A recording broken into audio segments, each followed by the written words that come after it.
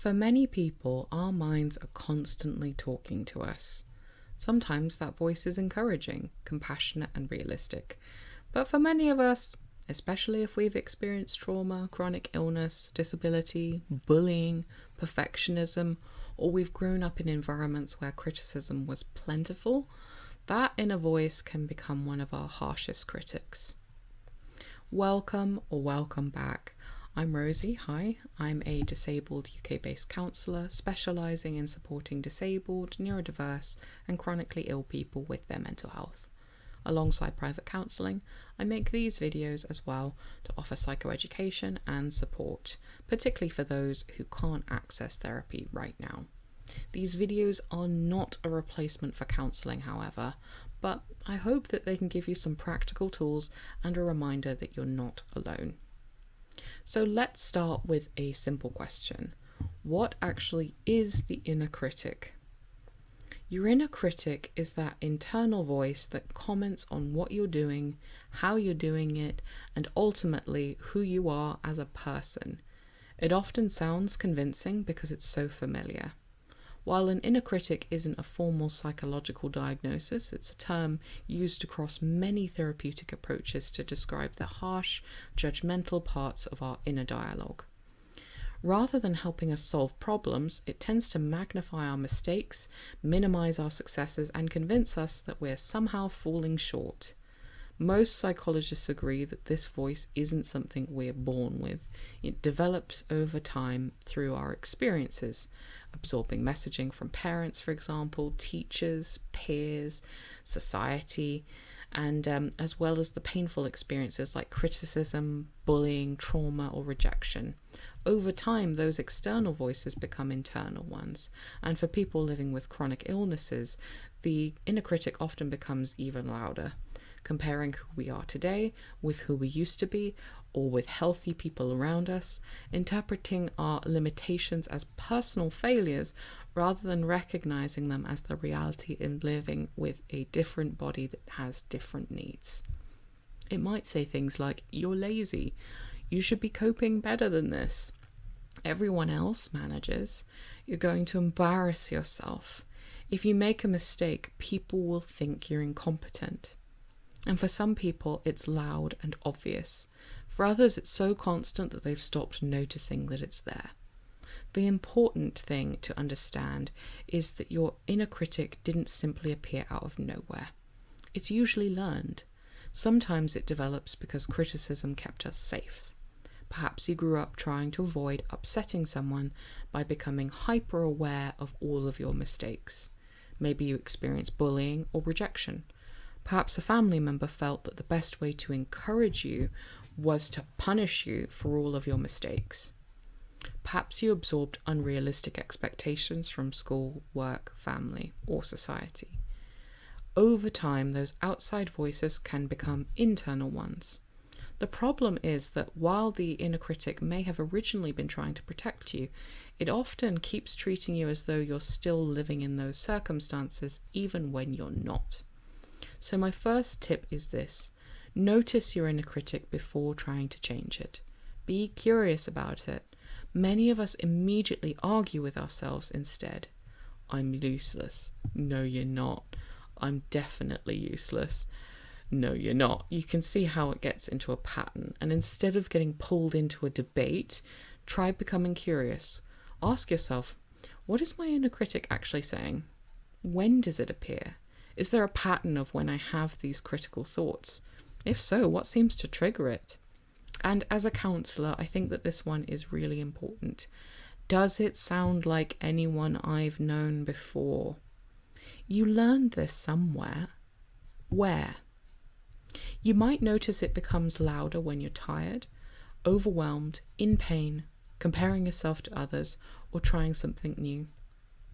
Simply recognizing those patterns can already reduce some of its power. The second tip is to separate yourself from the critic. Rather than saying, "I am useless," try noticing, "I'm having the thought that I'm useless, and that feels horrible." That tiny change creates a bit of distance because thoughts are not facts.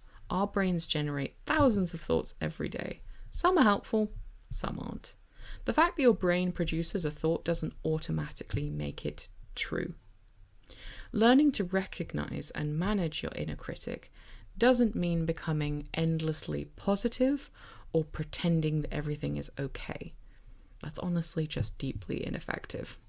It means learning to relate to yourself in a way that is fair, balanced, and ultimately more helpful. Because it turns out that being cruel to ourselves rarely motivates us in the way we imagine it will. More often, it keeps us stuck in cycles of anxiety, shame, avoidance, and exhaustion. One exercise I often recommend is giving the critic a bit of an identity.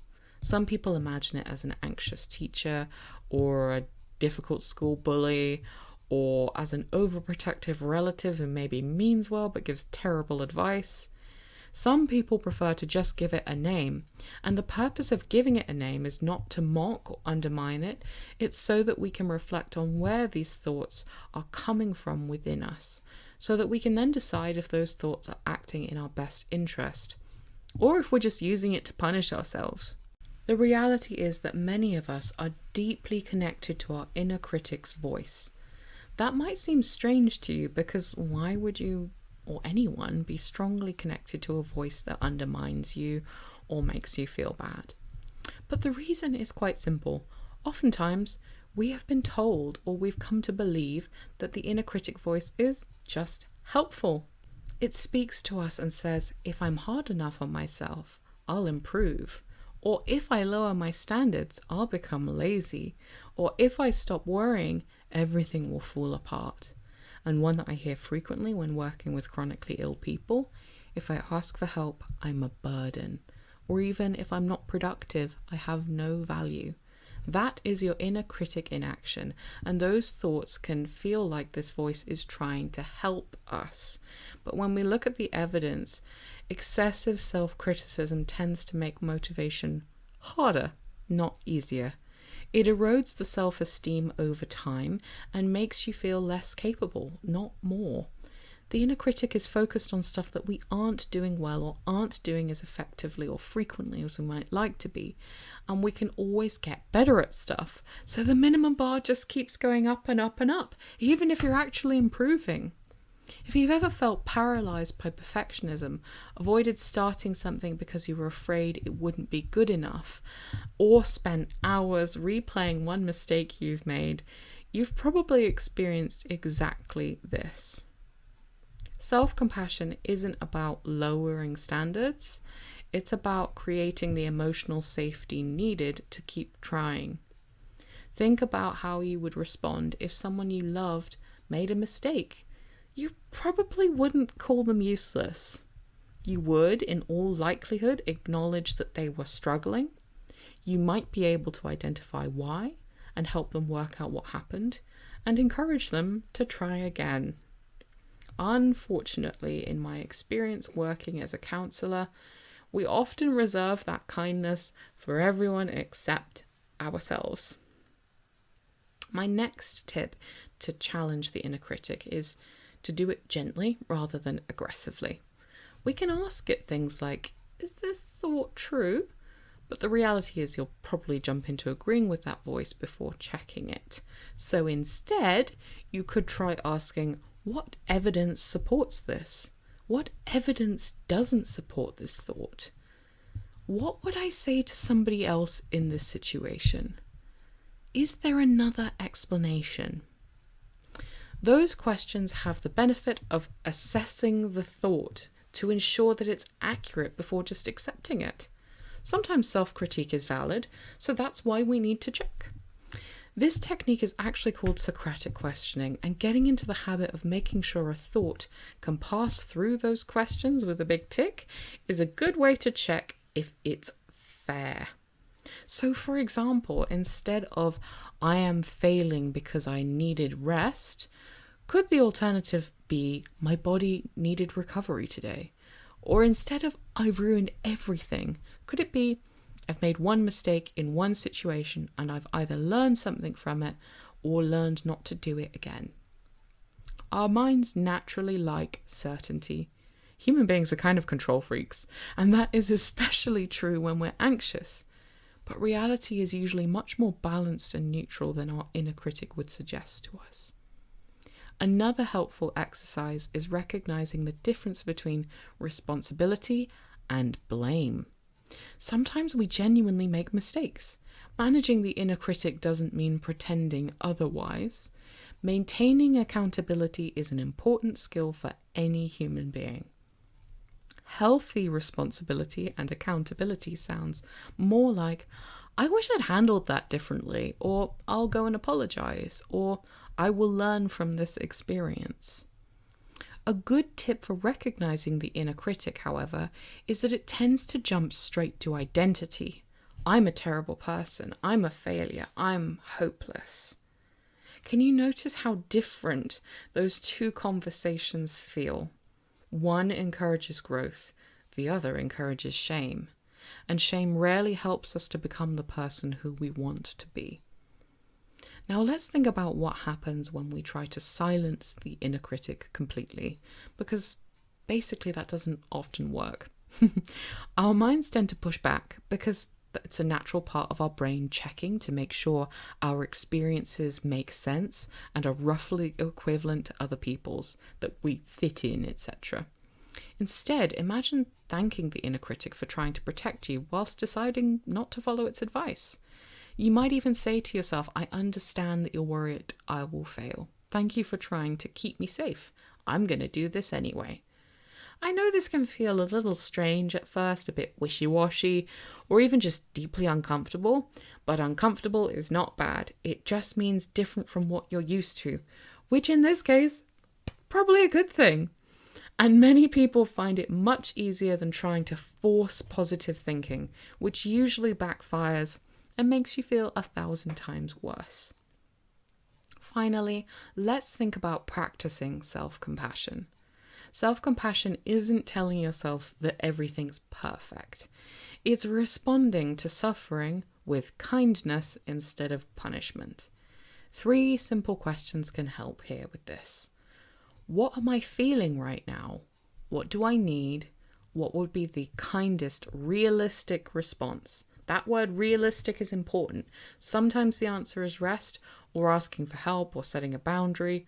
Sometimes it's simply reminding yourself that you're doing your best in difficult circumstances.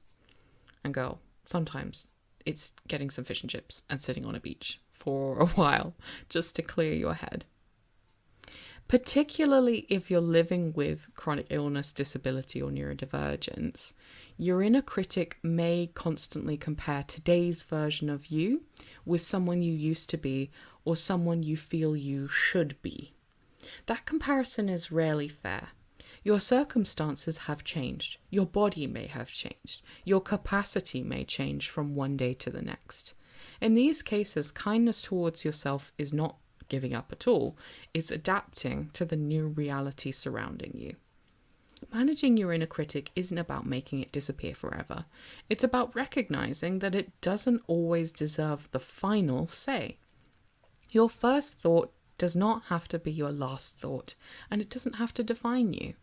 Over time, with practice, you can begin to strengthen another voice alongside it, one that's honest, balanced, more compassionate, and one that's actually interested in helping you move forwards, rather than keeping you trapped in fear. If you've made it this far, thank you.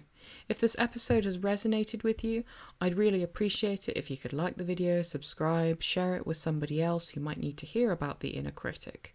We talk a lot on this channel about disability, chronic illness, neurodivergence, and mental health, and I would love to know what topics you'd like me to cover next. So if you'd like to work with me one-to-one as well, you can find details about my practice in the description below. Thank you so much for watching, and take really good care.